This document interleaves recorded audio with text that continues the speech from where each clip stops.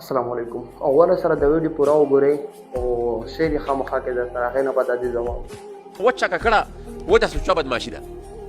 دلته اوس زور دی، زبردستي ده. صوبایي حکومت وایي چې نه منم. اوس د خاورې ماشوم ته هم پته ده چې ستا پروګرام څه دی، ستا گیم څه دی، ستا منصوبه څه ده، ستا سیاست څه دی. حالات ټیک نه دي، حالات خراب دي. خو بیا چې موږ وګورو په دې ټول سیمه کې بیا په ټوله دنیا کې نو کیسه هر طرف ته داسې ګډوډه ده. پاکستان فوج دلته د استعمار په نمایندګۍ دا خلک د خپل غلبې لاندې ساتل غواړي، نه به خپل حق راکوي، نه به خپل آیین هغه نه مني.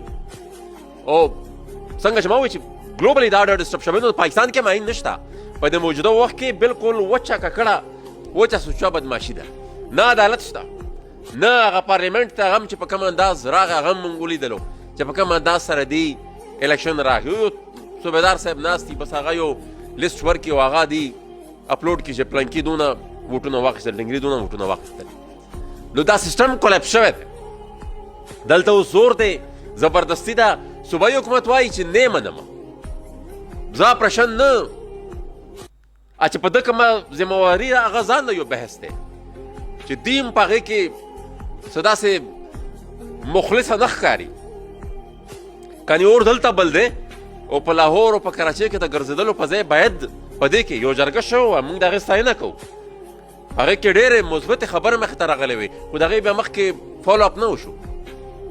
د صوبایي حکومت په سر چې کومه کیسه دا خو په خپل ځای، خو صوبایي حکومت وایي چې زه نه، ما اجازت نه دی ورکړی. او هغه وایي چې زه د تا نه اجازت اخلم نه. زه یو فیډرل فورس، که ته فیډرل فورس یم خو یو اداره یې. د صوبایي حکومتونو ته پرېږده مړه. اوس دغه ګوره دغه خلک خپل پاور اګین ګین کولو دپاره، خپل پاور اګین د بحال کولو دپاره دغه خلک شروع دي. اوس نن مونږ پښتانه بار بار زه هم په دې په هره ویډیو کې تاسو وایي چې مونږ پښتانه جذبتي ډېر یو، چې مونږ څوک لږ هم سپورټ کي نو هغې دپاره زمونږ بس هغې بیکګراؤنډ ته نه ګورو، هغې دې ته نه ګورو چې مونږ سره څومره بد کړي دي، څومره یې ښه کړي دي. بس چې مخامخ مونږ ته څوک څه هم خبره وکړي بس هغې باندې مونږ یقین وکړو او د هغې سره زمونږ سپورټ شي. نو دا هغه کس دی چې په بیا هم کېدای شي ځینې خلک ووایي چې تا خو ته پي ټي آی سپورټ کوئ. زه د پي ټي آی د سپورټ خبره نه کوم. دلته کې بار بار درته وایم زه د یو پښتون خبره کوم، په خپله خبره خپل اختیار چې راشي زمونږ هغې خبره کوم.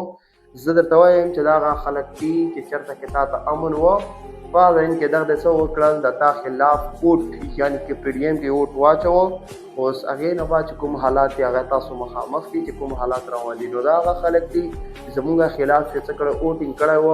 خو ډېر خلک به دلته کې داسې وایي چې مړه په پاس کې یعنې په زمانه چې کومه اوس چې هلته کې څه وشول هغه بس وشول. اوس چې مونږ تاسو په یو پیج باندې راشو، بالکل مونږ تاسو په ویب پیج راتللی شو، په ویب پیج به راشو، په ویب پیج به سره کښېنو. خو هغې دپاره ضروري دی چې مونږ تاسو لږ ځان هوښیار کړو، خو د خلکو د پروپیګنډې نه مونږ تاسو ځان وساتو.